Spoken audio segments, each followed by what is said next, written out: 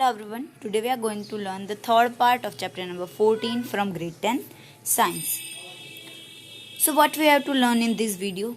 So we have to learn the non-conventional source of energy, or else you can say alternative source of energy. Now what is a non-conventional source, or else you can say alternative source? That means कि ऐसे source जो कभी ख़त्म ना होने वाले हो, जो कभी ख़त्म नहीं होंगे, that is a non-conventional. So the sun is the main source of energy for all living beings on the earth. So if we are talking about the main source of energy, so the sun is a main source on the earth. Now the sun has an endless reservoir of energy which would be available for all. As we know that sun have so many power and so many energy that can never be ended. So and that is available for everyone. Now example of solar energies are solar cooker and solar panel की अगर हम बात कर ले कि solar energy से हमें क्या फ़ायदा होगा, तो the examples are solar cooker that we already using, and recently the solar panel अभी बहुत ट्रेंड में है. तो solar panel and solar cookers are the example of solar energy की भी सन की लाइट से भी हम एनर्जी प्रोड्यूस कर सकते हैं. So they are a non conventional और else alternative source. Now what is solar cooker, how it look like, and can we made it by own, कि हम खुद से बना सकते हैं या नहीं. So here is a image of solar cooker. ये हैंडमेड है जो खुद से बनाया हुआ है. Then अब ये वर्क क्या करता है ये देखते हैं. So solar cooker and water heaters also use solar energy to operate. कि भाई सोलर कुकर या सोलर वाटर हीटर किसी की भी बात कर लो, तो वो क्या करते हैं, सोलर एनर्जी का यूज़ करते हैं क्या करने के लिए, या एनर्जी प्रोड्यूस करने के लिए. Now black surface absorb more energy than other surface and solar cooker use this property by coating their inside black. की अगर आप सोलर कुकर की बात कर लो तो सोलर कुकर में क्या होगा, उसकी अंदर की साइड्स क्या होगी, कलर्ड होगी, एंड दैट इज कौन से कलर से, ब्लैक कलर से, क्योंकि as we know that black colour सबसे ज़्यादा एनर्जी अब्जॉर्ब करता है, दैट मीन्स ज़्यादा सनलाइट अब्जॉर्ब करता है. और इसी फंडा पे सोलर कुकर वर्क करता है कि सोलर कुकर की क्या होगी, जो अंदर की साइड है वो क्या हो जाएगी, एकदम कोट हो जाएगी ब्लैक कलर से. तो ब्लैक होने की वजह से क्या होगा, वो डायरेक्टली एनर्जी एब्जॉर्ब करेगा.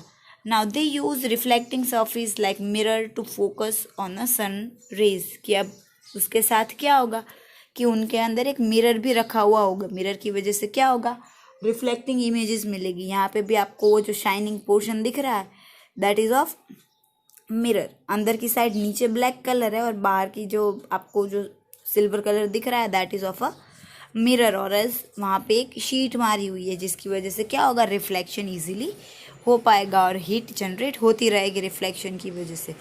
Now the device is covered with the glass plate thereby establish the green house effect by tipping heat inside the cooker. और इसी के साथ इस पूरे डिवाइस को ग्लास से कवर किया जाता है. क्यों, इसीलिए क्योंकि ये चीज़ ग्रीन हाउस की इफेक्ट जैसे वर्क कर पाए, हीट को अंदर की साइड पे टैप कर पाए मतलब पकड़ के रख पाए, ट्रैप कर पाए. तो ट्रैप हो जाएगी हीट अंदर की साइड, तो अंदर की साइड कुकर के जैसे वर्क करेगी. So this is about solar cooker. Then what is solar cell. Here is a image of solar cell, और else you can say solar panels जो आप देखते हो ना सब, that is a solar cell. So a device that converts solar energy into electricity is known as solar cell. कि भाई ऐसी चीज़ जो सोलर एनर्जी को डायरेक्टली इलेक्ट्रिसिटी के अंदर कन्वर्ट करती है that is known as solar cell. Now a typical cell develops a voltage of 0.5 to 1 voltage and 0.7 volt of electricity. की अगर आप टिपिकल कोई भी एक सेल की बात कर लो तो वो एक सेल कितने वोल्टेज प्रोड्यूस कर सकता है, that is of 0.5 to 1 volt. और अगर वॉट के बारे में बात करें so that is of 0.7 watt of electricity. Now a large number of such cell can combine to form a solar panel which can generate power large enough for a practical use. की अकेला cell है तो उसकी इतनी capacity नहीं होती, but आप number of amount में एक साथ ज़्यादा सेल लगा के एक पूरी सोलर पैनल रेडी कर देते हो, तो सोलर पैनल की वजह से क्या होगा, प्रैक्टिकल यूज़ के लिए आपको ज़्यादा एनर्जी चाहिए तो भी आप जनरेट कर पाओगे. So this is about solar cell. Now what are the advantage and what are the disadvantage of solar cell. So if I talk about advantage, so no moving parts कि भाई इनके कोई एडवांटेज है कि इनको कोई मूव करने की ज़रूरत नहीं है, एक जगह पे आपने प्लेस कर दिया फिर वो आपको एनर्जी देता रहेगा। रिक्वायर लिटिल मेंटेनेंस की, इसको बहुत मेंटेनेंस की भी ज़रूरत नहीं है कि भाई आपको कुछ कुछ देर के बाद देखने करने जाना पड़ेगा, ऐसा कुछ भी नहीं है। Can be set up in a remote areas, कि आप कहीं भी इसको सेट कर सकते हो। इसके लिए नॉर्मल लैंड की या तो फिर प्रॉपर ज़्यादा जगह की ऐसे कुछ ज़रूरत नहीं है। आप रिमोट एरिया मतलब कोई भी एरिया में उसको प्लेस कर पाओगे, बट उसके डिसएडवांटेज भी होंगे। So requires a special grade silicon which is not easily available. कि सोलर सेल का डिसएडवांटेज क्या है कि इनको बनाने के लिए सिलिकॉन की रिक्वायरमेंट होती है, जो high level high grade silicone होता है उसकी, और वो इतना इजीली मिलना अवेलेबल नहीं है।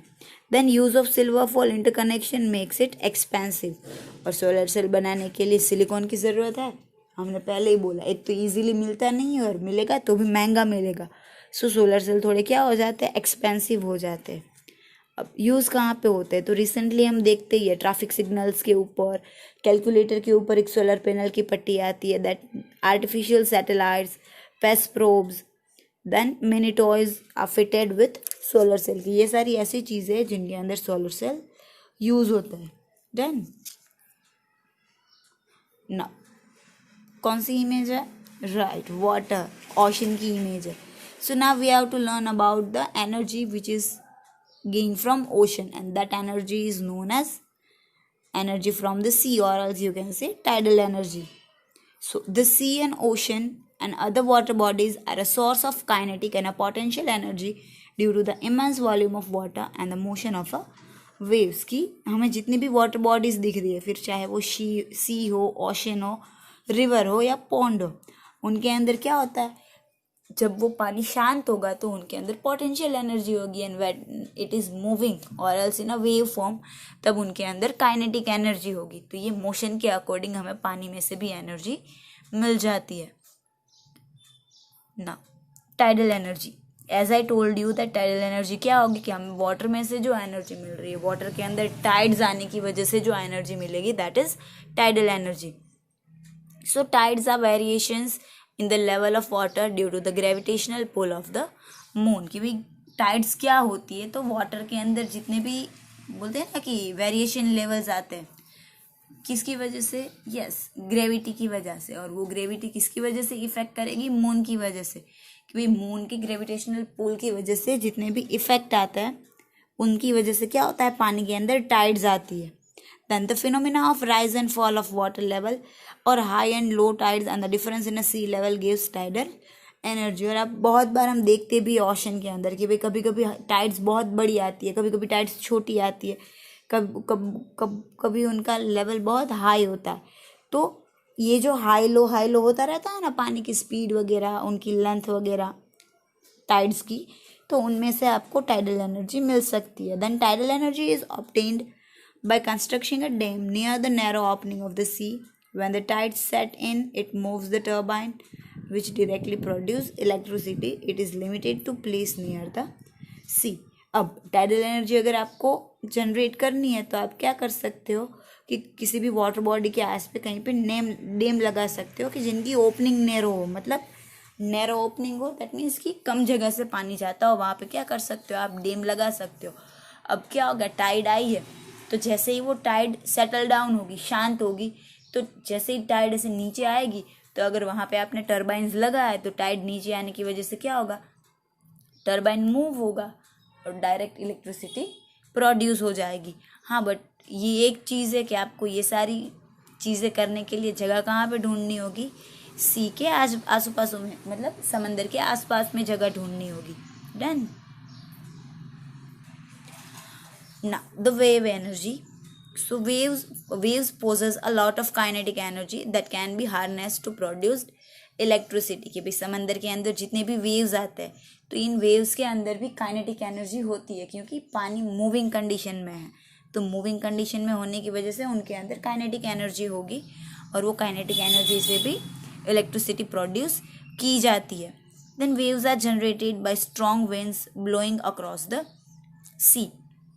अब वेव्स किस तरीके से जनरेट होते हैं कि भाई सी के अंदर तो पानी होता ही है, तो इस पानी के ऊपर बहुत ज़्यादा अमाउंट से विंड जाती है तो विंड की स्पीड की वजह से पानी के अंदर वेव्स जनरेट हो जाते हैं और उस वेव्स से आप काइनेटिक एनर्जी प्रोड्यूस कर सकते हो और इस काइनेटिक एनर्जी से इलेक्ट्रिसिटी प्रोड्यूस होती है. Then ocean thermal energy. Now what is ocean thermal energy? So difference in the temperature of water at a certain depth in ocean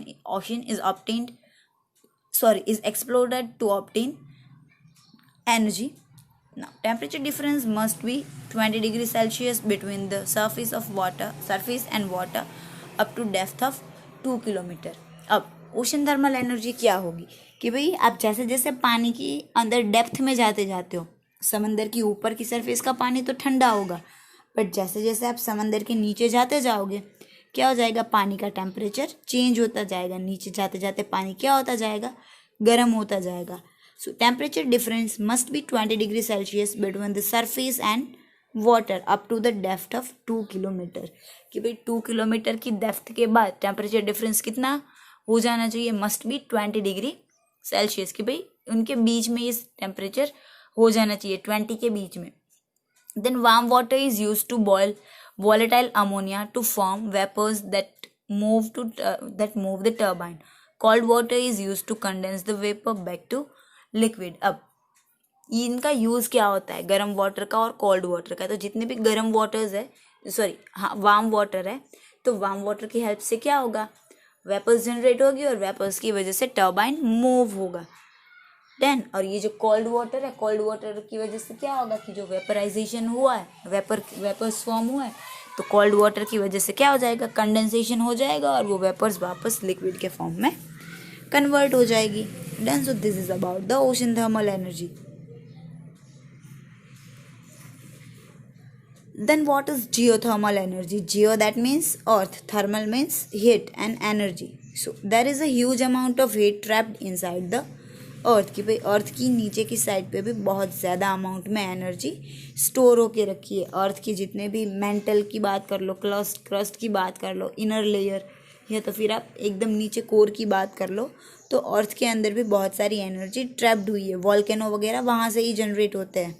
then molten rocks form earth's core sometimes come up due to the geological change and get trapped in hot spot. When underground water comes in contact with the hot spot, steam is generated. This steam is used to rotate turbines and generate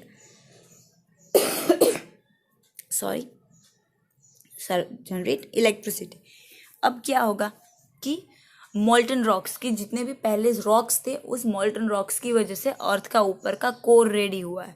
then और कभी कभी उस core के अंदर geological changes आ जाते हैं और hotspots generate हो जाते हैं कि भाई कुछ जगह पे पहले कुछ नहीं था और फिर ऐसे चेंजेस आ जाते हैं कि भाई वहाँ पे सडनली या तो फिर पॉन्ड डेवलप हो जाता है, मतलब नेचुरल फिनोमिना से, तो ऐसी चीज़ें जनरेट हो जाती है और वो हॉटस्पॉट बन जाते हैं.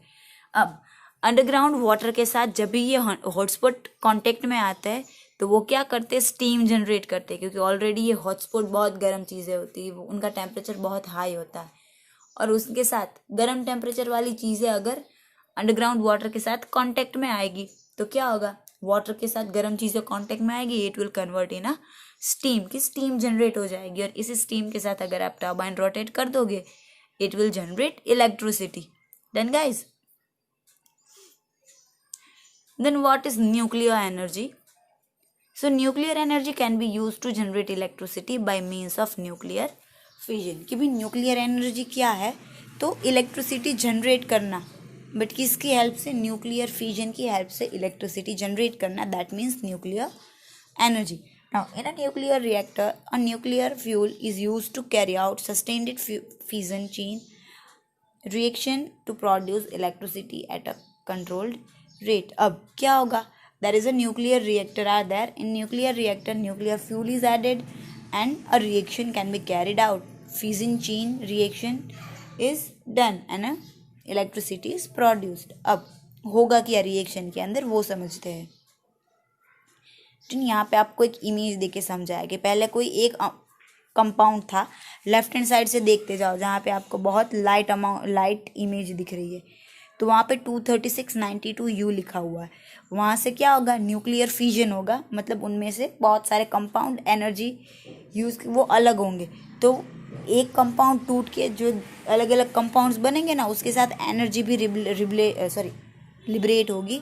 तो ये जो एनर्जी लिबरेट हुई है, वो लिबरेट हुई एनर्जी का यूज़ करके आप इलेक्ट्रिसिटी प्रोड्यूस कर सकते हो। तो यहाँ पे आपको ऐसे बहुत सारी इमेज दिख रही है, एक में से पहले 2 बने, फिर उनमें से दूसरे अलग अलग बने, फिर उसमें से वापस अलग अलग चीज़ें बनी।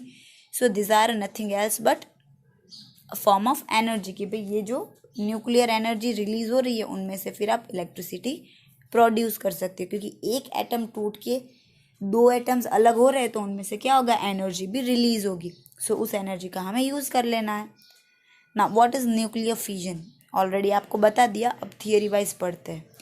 Nuclear fission is a process where a heavy atom is bombarded with neutrons that splits the atom to give lighter nuclei. This process release tremendous amount of energy। कि भाई न्यूक्लियर फिजन क्या है, कि कोई हैवी एटम है, heavy atom मतलब जिनका atomic rate वगैरह ज़्यादा हो, एटॉमिक नंबर ज़्यादा हो, तो उस एटम को तोड़ा जाता है। बॉम्बर्ड मतलब उनको दूसरे न्यूट्रॉन्स ऐड करके तोड़ा जाता है, और टूट के उनमें से क्या किया जाता है, लाइटर न्यूक्लियाई प्रोड्यूस किए जाते हैं। लाइटर न्यूक्लियाई दैट मीन्स कि जिनका एटॉमिक नंबर, एटॉमिक वेट कम हो, ऐसे न्यूक्लियाई प्रोड्यूस किए जाते हैं।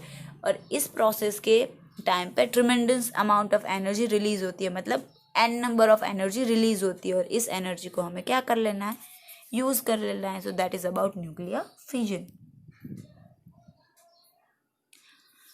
ना disadvantage of using nuclear energy, की न्यूक्लियर एनर्जी के डिसएडवांटेज क्या क्या है। सो न्यूक्लियर वेस्ट प्रोड्यूस होता है, देन और न्यूक्लियर वेस्ट कितना खतरनाक होता है, दैट वी नो, दैट वो जो जापान के ऊपर हमला हुआ था, that is Hiroshima and Nagasaki के ऊपर, तो हमें अभी भी पता है कि उस टाइम पे न्यूक्लियर वेपन यूज़ हुए थे, तो उसकी इफेक्ट आज तक उन लोगों के अंदर दिख रही है। सो ये न्यूक्लियर वेस्ट जनरेट होते हैं, और न्यूक्लियर वेस्ट फिर लॉन्ग टाइम तक उनकी इफेक्ट्स जाती नहीं है। Then high setup and maintenance cost, इनके लिए सेटअप आपको बहुत हाई लेवल का सेटअप चाहिए, और मेंटेनेंस की कॉस्ट भी इतनी चली जाती है। So they are expensive. Then limited availability of uranium, के अर्थ के ऊपर यूरेनियम की अवेलेबिलिटी बहुत ही कम है। ये बात सही है कि उसमें से एनर्जी बहुत ज़्यादा मिलती है, बट सफिशिएंट अमाउंट में मिलना तो चाहिए। सो उनकी अवेलेबिलिटी भी लिमिटेड है। Then can be use for destructive purpose, और ये पॉजिटिव की जगह नेगेटिव चीज़ों में भी यूज़ हो सकता है, कि भाई न्यूक्लियर फाइट वगैरह करनी हो, तो ये न्यूक्लियर फाइट वगैरह में ये डिस्ट्रक्टिव पर्पस के लिए भी न्यूक्लियर एनर्जी यूज़ हो सकती है, कि भाई न्यूक्लियर बॉम्ब बना ले या तो फिर मिसाइल्स वगैरह बना ले, तो बहुत बड़ा डिस्ट्रक्शन इनकी वजह से हो सकता है। So this are the disadvantage of nuclear energy. Then what is nuclear fusion, आगे जो पढ़ा था दैट इज़ न्यूक्लियर फिजन, कि भाई एक में से मॉलिक्यूल्स अलग हो रहे थे, हायर वेटेड मॉलिक्यूल्स में से लोअर वेटेड मॉलिक्यूल्स बन रहे थे, दैट इज़ न्यूक्लियर फिजन। अब बात कर रहे हैं न्यूक्लियर फ्यूजन की। तो फ्यूजन का मतलब मिक्सअप होना, तो न्यूक्लियर्स को आप मिक्स भी कर सकते हो, दैट इज़ न्यूक्लियर फ्यूजन। यहाँ पे एक इमेज दी है, ठीक है, कि भाई ड्यूटेरियम एंड ट्रीटियम ये दोनों मर्ज होके उनका फ्यूजन हुआ, हीलियम बना, एनर्जी रिलीज हुई, और एक न्यूट्रॉन रिलीज हो गया, तो ये हुआ न्यूक्लियर फ्यूजन, कि भाई 2 चीज़ें मिक्स होके एक नई चीज़ें बना रही है। अब ये चीज़ें है क्या, ड्यूटेरियम और ट्रीटियम, ऑलरेडी मैंने आपको बताया था। सोचना ये सारी चीज़ें क्या है, ड्यूटेरियम मतलब क्या हुआ एंड ट्रीटियम मतलब क्या हुआ, आया याद?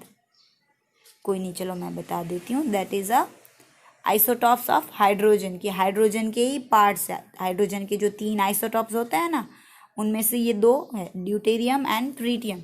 अब ड्यूटेरियम एंड ट्रीटियम मतलब एक हाइड्रोजन दूसरा हाइड्रोजन, ये दोनों मर्ज होके उन्होंने क्या बना दिया, हीलियम बना दिया, that have 2 protons and 2 neutrons. Deuterium और ट्रीटियम की बात कर रहे हो, that have tritium have 2 neutron 1 proton, deuterium have 1 neutron 1 proton. अब उनका फ्यूजन होगा तो क्या हो जाएगा, 2 प्रोटॉन हो गए 2 न्यूट्रॉन हो गए, that is a formula of helium. एक न्यूट्रॉन रिलीज हो गया, और न्यूट्रॉन रिलीज होने के साथ एनर्जी रिलीज हुई, so that is about nuclear fusion. Now fusion means combining lighter nuclei to produce a heavier nucleus, usually hydrogen और hydrogen isotopes to create helium. कि न्यूक्लियर फ्यूजन होता क्या है, तो फ्यूजन का मतलब कंबाइन होना है, कि भाई लाइट वेटेड मॉलिक्यूल्स कंबाइन होके हैवी मॉलिक्यूल्स बना देंगे। और मोस्टली ये चीज़ें हाइड्रोजन में होती है कि हाइड्रोजन के कंपाउंड मिक्सअप होके हीलियम प्रोड्यूस करते हैं। And it also release a huge amount of energy, और इस टाइम पे भी बहुत ज़्यादा अमाउंट में एनर्जी रिलीज होती है, and that can be use in a various ways. Now, what are the difference between the renewable and a non-renewable source of energy? So here are the difference, that renewable source, they are a pollution free, but non-renewable are not pollution free। कि अगर आप renewable use करोगे तो pollution नहीं होगा, और non-renewable के अंदर pollution होगा। Then it is inexhaustible, कि भाई वो कभी ख़त्म नहीं होंगे। They are sustainable, कि आपको ख़त्म होने की टेंशन नहीं है। But non renewable source are exhaustible. Then this resource are present in unlimited quantities, कि भाई ये एन नंबर ऑफ क्वांटिटी में प्रेजेंट होंगे, कभी ख़त्म नहीं होने वाले। But non renewable source are a limited quantity. It is environmental friendly as the amount of carbon emission is low. कि ये जितने भी रिन्यूएबल सोर्सेज है वो इको फ्रेंडली है, क्योंकि जब आप इनको यूज़ करते हो तो कार्बन इतना ज़्यादा रिलीज नहीं होता, और इसकी वजह से एनवायरमेंट भी हार्म नहीं होता। But at the same way non renewable source of energy is not that much eco friendly, क्योंकि उनके यूज़ के टाइम पे कार्बन रिलीज होता है। कोल की बात कर लो, काउडंग की बात कर लो, चारकोल की बात कर लो, कि अगर आप उनको बर्न करोगे, फॉसिल फ्यूल्स की बात कर लो, पेट्रोलियम प्रोडक्ट्स, कि जब आप उनको हीट करोगे, जब आप उनको यूज़ करोगे, उनमें से कार्बन का एमिशन होगा, and that is a not good for environment. Now rate of renewable is greater than the rate of combustion. कि भाई रिन्यूएबल चीज़ का वेट ज़्यादा होता है, मतलब कि उस एनर्जी को आप एक में से दूसरे के अंदर कन्वर्ट करने की पॉसिबिलिटी ज़्यादा है। कंजप्शन होता है, बट फिर भी आप उसको रीयूज़ कर सकते हो। और नॉन रिन्यूएबल की बात कर लो तो ये रीयूजेबिलिटी का कंटेंट बहुत ही कम होता है। कंजप्शन एक साथ हो जाता है, बट आप उसको रीयूज़ नहीं कर पाते। जैसे वाटर का ही एग्जांपल ले लो, वाटर हो गया रिन्यूएबल सोर्स। आपने घर पे चाहे कितना भी वाटर यूज़ किया, अल्टीमेटली फिर वो गंदा पानी है जो भी हो के ड्रेन के अंदर चला गया, डन। बट म्यूनसिपैलिटी के पास ऐसी पॉसिबिलिटीज़ है कि भाई वो ड्रेन वाटर को भी प्योर करके आपको रिटर्न कर सकते हैं, एकदम प्योर बना के। बट नॉन रिन्यूएबल में पेट्रोल की बात कर लो, कि आपने बाइक के अंदर एक बार पेट्रोल डाल दिया, यूज़ कर लिया, फिर किसी के पास भी इतनी कैपेसिटी नहीं है कि वो धुएं में से वापस पेट्रोल बना पाए, डन। सो समझ में आया कहने का मतलब, कि वो रिन्यूएबल है वाटर, और उनका कंजप्शन होने के बाद भी आप उसको रिन्यूएबल कर सकते हो। बट नॉन रिन्यूएबल की बात कर लो तो उनका कंजप्शन रेट बहुत ही ज़्यादा है, और वो रिन्यूएबल नहीं हो सकते, डन। ना what are the environmental consequences, कि इतना सब कुछ पढ़ने के बाद आपको एनवायरमेंट के लिए भी कुछ कॉन्सिक्वेंसेस होने चाहिए, कि भाई ये चीज़ें एनवायरमेंट के बारे में सोचनी चाहिए। So what are the so no source of energy is pollution free, कि भाई कोई भी ऐसा सोर्स नहीं है जो पॉल्यूशन फ्री हो। No source of energy is pollution free. Burning fossil fuels cause air pollution. अब इनके अंदर में कॉन्सिक्वेंसेस ही पढ़ने, कि भाई ये यूज़ करेंगे तो ये होगा, ये करेंगे तो ये होगा। सो दिस आर कॉन्सिक्वेंसेस, कि अगर फॉसिल फ्यूल्स बर्न किया तो एयर पॉल्यूशन होगा। हाइड्रो पावर प्लांट यूज़ किया, डन, कि हाइड्रो पावर प्लांट यूज़ कर लेंगे तो वो जो पानी वाली नीचे की साइड है, जो डन सबमर्ज साइड, वहाँ पे वेजिटेशन हो जाएगा और मिथेन गैस प्रोड्यूस हो जाएगा। मिथेन प्रोड्यूस हुआ तो ग्रीन हाउस इफेक्ट बढ़ जाएगी, तो ये भी एक प्रॉब्लम हुई। देन सीएनजी यूज़ करेंगे, देन कि CNG creates much laser pollution then petrol and diesel, कि भाई पेट्रोल और डीजल को छोड़ के हम सीएनजी यूज़ कर रहे हैं, that is compose natural gas. But बोलते कम पॉल्यूशन होगा, बट कम पॉल्यूशन तो हो ही रहा है। Then LPG is the best choice for cooking purpose, और अगर कुकिंग पर्पस के लिए बात कर ले तो LPG is a best solution, कि भाई एलपीजी का यूज़ करना कुकिंग के लिए बेस्ट है। पहले हम जो चूल्हा वगैरह, कोल, वुड, ये सारी चीज़ें यूज़ करते थे तो उनकी वजह से पॉल्यूशन होता था, बट अभी एलपीजी, सबके घर पे गैस सिलेंडर्स है, तो इनकी वजह से इतना पॉल्यूशन नहीं होता। And the main point, sun is a unlimited source of energy, के भाई सन एक अनलिमिटेड सोर्स ऑफ एनर्जी है जिसमें से आपको एनर्जी मिलती रहेगी. Done. Have a good day everyone. Thank you.